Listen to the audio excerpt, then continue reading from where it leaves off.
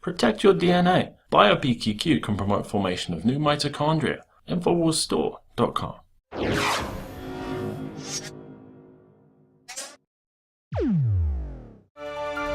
Today I'm speaking with Carol Everett. She is a former abortion clinic director who ran 4 facilities in the Dallas-Fort Worth area between 1977 and 1983. Everett says that she oversaw approximately 35,000 abortions in those years before she changed her position on the issue. Now, Everett went on to found the Heidi Group, and it's a nonprofit organization that's dedicated to helping girls and women in unplanned pregnancies make positive, life-affirming choices. And now she really strives to educate the public on the current abortion industry's tactics, which she says includes using underhanded tactics to infiltrate public schools, get into these kids' minds at a very young age, targeting your children to be potential clients for the abortion industry. And here's how they do it. Well, Carol, thank you so much for joining the show today and help to get the truth out there. Now, you were working in the industry for about 6 years, quite some time. What happened to change your mind? Well, we were maiming or killing one woman a month. One woman a month was having a hysterectomy, a colostomy, and one woman bled to death. Never had a lawsuit, and I was struggling with that. I was supposed to be helping women, but I was hurting women, and I was praying. And out of the clear blue sky, although it was not the clear blue sky, I met a man who told me that Jesus Christ died for my sins and I could have peace and eternal life if I accepted him as my Savior, and I accepted him, and my life changed instantly.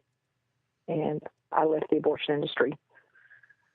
And now you're out blowing the whistle on an industry that you say uses tactics to ensure a steady stream of clients are constantly coming into the clinics and basically going out to public schools to create this steady stream of clients. What are some of these tactics being used? And kind of talk to me about that.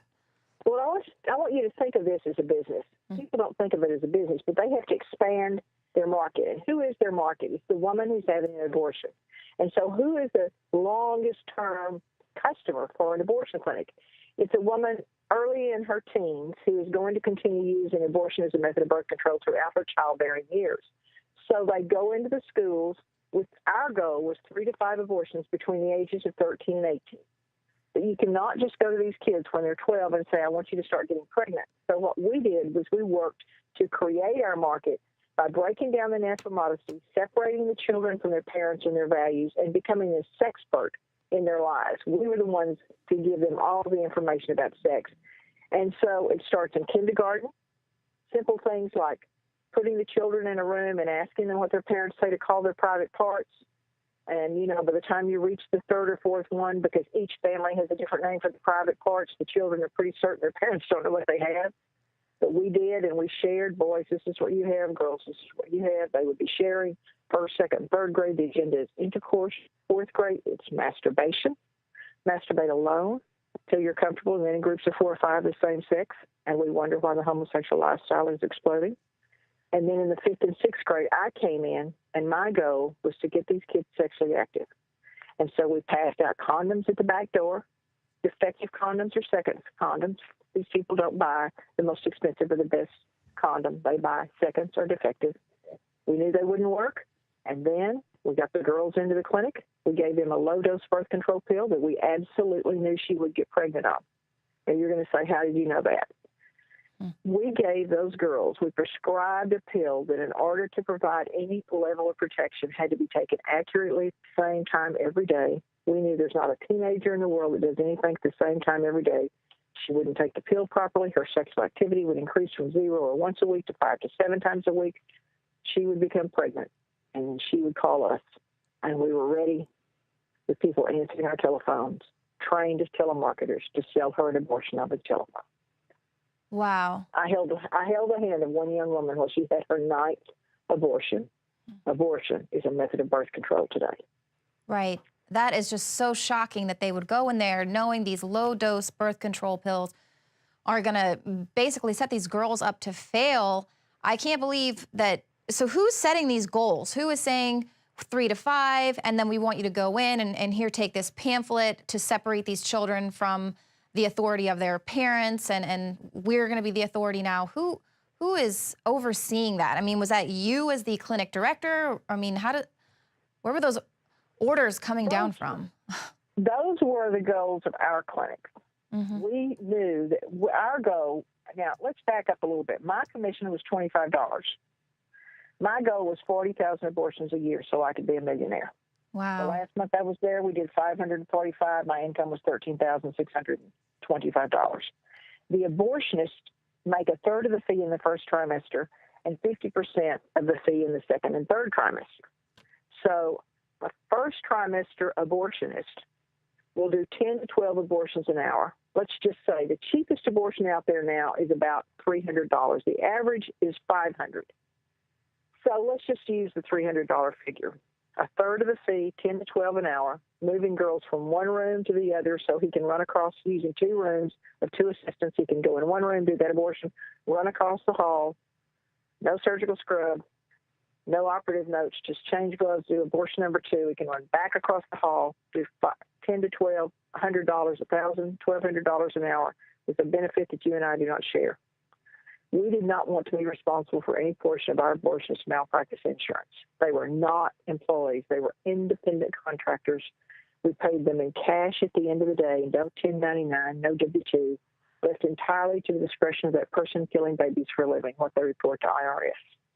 This is still the largest unregulated legal industry in our nation today, second only to illegal drugs.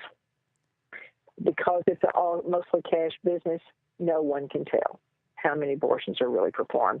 And in 1988, C. Everett Koop and Dr. Vincent Rue did a study that showed that 50% of abortions were reported in this nation. We don't know how many babies die every day. Wow, that's just incredible to me. Now, you all are going to public schools, and we're seeing a lot of reports coming out. We'll just talk about New York specifically. Basically, in 2012, more abortions were performed on Black women than Black children were born. In New York, minorities, Black and Hispanic people made up about 78% of all the abortions. And now today, without a hint of irony, Planned Parenthood is joining the Ferguson protesters with their hashtag Black Lives Matter protest. So Planned Parenthood, who's out here, is seemingly targeting Black and Hispanic minority groups. And so I've got you here. Were they specifically targeting minority groups here in the public schools to get them to become these repeat clients? We just have to look at where their facilities are located. Right. And until recently, there was not a single abortion clinic located in a white middle-class area. They were all located in Black areas. In 1984, Planned Parenthood came to San Antonio, Texas, and hired a Hispanic marketing firm to learn how to market to the Hispanic population, i.e. the fastest growing in the nation and the fastest growing in the abortion numbers and in the teen pregnancy numbers. So they, in 1984, recognized that they had almost saturated the Black community. And then on the East Coast, 2 out of 3 abortions are on Black women. 2 out of 3. And so they had that saturated and started on the Hispanic population, and now they are moving into the white and Hispanic neighborhoods with abortion facilities and with their family planning facilities that act as I did, the low-dose birth control pills. I don't have any documentation on Planned Parenthood. Let me say that as a disclaimer. I can't prove that this is what they're doing, but this is what I believe they're doing. Exactly what we did, the low-dose birth control pills to create their market. And it's even worse. They are using government money to do it. Right. 7 years ago, they got $368 million. Last year, they got $540.6. No, last year they got $542 million. No, 2 years ago they got $542 million. Last year they got $540.6 million. And Cecile Richards just sent out a letter, a fundraising letter, saying we can depend on Obama to help us. We have a friend in the White House. Right, exactly. He said that Obamacare wouldn't be used to fund abortions, but now we have a map that shows the states that are getting this funding, are receiving this funding. So we know that that is not the case. And a lot of people were really upset about that. And he assured everyone that Obamacare would not be used to fund abortions. Now, something else that a lot of reporting that we've been doing, the mandatory reporting law. So these abortion clinics, they have a duty to report if a young girl comes in, I guess under the age of 12, very young, 12 years old, or maybe even younger. States it's different, but in Texas it's 14. And so basically you'll have a young child come in. She doesn't have to report to her parents. No one can know that she's brought in. Meanwhile, maybe she's being brought in by the father or the stepfather or the pimp who has been raping her, or that's why she got pregnant. And they're not doing the mandatory reporting because these children are continuing to be abused. They come in for multiple abortions by the same person.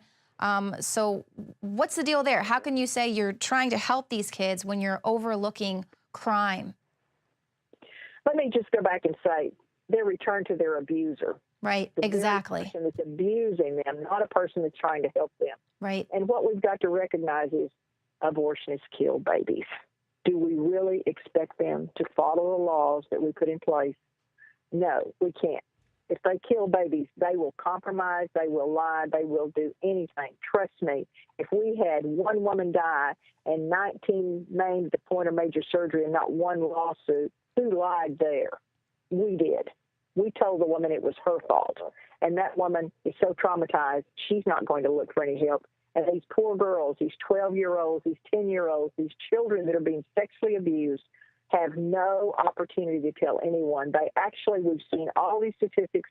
We know that what they do is they blame themselves, and then you put the added burden of an abortion on her, and knowing that she's part of killing her own child, that person is so traumatized she's not going to reach out for help. And yet it goes on because abortionists will lie to anyone. And only when we catch them, only when we have the fortune to catch one of those people one of those clinics abusing that child too, are we able to know the truth. But the truth of the matter is, if we're catching it one time, how many times is it happening even today? Right, exactly. We've got a report there just showing in all the cases of these young girls who are coming back for continual abortions, and then the clinic, they're just sending them off with the pedophile, with their stepfather who's been raping them. And now, you're telling me that they are getting a commission for doing that quick little 6-minute interview of how did this happen and what's your health and does your mom know, and then also too brainwashing them into thinking that these doctors are their only outlet to talk about their sexuality and talk about what's going on with them. And then here the clinic is just putting them right back and not even telling the parents or the police that they're required to do by law. Or think about it. I believe it's a law in the case of rape or incest that you actually produce the specimen. Okay, they're getting rid of that baby. Those products of conception mean nothing to them, so they're putting that little baby down the garbage disposal. They're disposing of the evidence.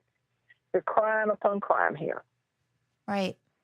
Absolutely. And abusing these poor girls unmercifully. It's a shame. Well, talk to me a little bit about the Heidi Group and what you all have been able to do to reduce the number of abortions, to help young girls out there find some alternatives. The Heidi Group is an education agency. We help educate on any level. We help educate the girl who's considering abortion. We help educate in schools with the truth. And we educate legislators who do not know, just as you did, Leanne, what's really going on inside the abortion industry. And so what we have seen is when the legislators in Texas understood that the abortion industry was abusing young women at a secondary standard of care for women who chose abortion, they regulated the abortion clinics in Texas, and we have seen a decrease of about 50% in the last year. And the law has not even been in effect a full year yet. And yet our pregnancy centers are saving about 40,000 babies a year. We had one center last month save 19 babies. Now, think of that. That is a kindergarten class saved in one pregnancy center in Texas last month. We are so excited because the women who were determined to have an abortion, the abortion-determined woman, is coming into our pregnancy centers, our life-affirming pregnancy centers, hearing the truth and choosing life. So we are thrilled to death that the truth is working, and when women hear the truth, women make wise choices. Right. And, you know, the abortion industry is always saying we insult the woman by not allowing her to have an abortion. They insult the woman by lying to her about what an abortion really is. We are telling her the truth, and she's making educated choices of life. Absolutely. Absolutely. Well, thank you so much for joining us today. We're definitely going to get you back in studio for a much longer report. You've really blown the whistle on this industry that is taking advantage of these young girls, turning them into a constant stream of revenue, and then, you know, filling them with a lifetime of guilt, possibly making it to where they can't even have children in the future if they, you know, survive the procedure at all. So it is horrendous, but we thank you for what you're doing, and we'll have you back real soon. Thank you for the opportunity to speak with you today. Have a wonderful Christmas season. You too. Well, that's it for the show tonight. If you are watching us on YouTube, hit the subscribe button, become a subscriber to the Alex Jones YouTube channel, and then head over to Infowars.com. You're going to see up on the top right corner that we are running some mega Christmas specials. Go to the Infowars store. We're going to have free shipping on everything, and a lot of our products 30% off, 20% off, buy two, $15 off, buy four, get one free. Running some really good specials there. We have heard your cries. Go ahead and pick something up for the holidays. They make excellent stocking stuffers. That's it for the show tonight, and we will see you here again tomorrow at 7 p.m. Central.